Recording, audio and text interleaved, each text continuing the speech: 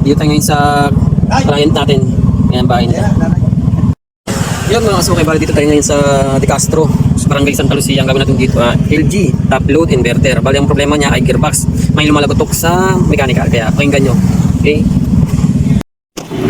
Yan. Sobrang ingay ng kanyang washing yan, para may lumalagotok sa ilalim. Kaya pending starting dito mechanical.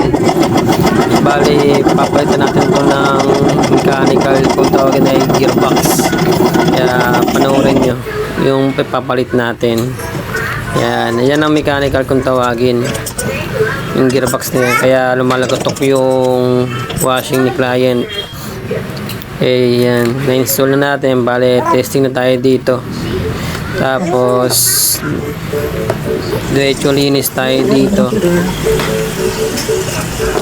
Bale suki natin tong client, taga De Castro, Pasig, Santa Lucia.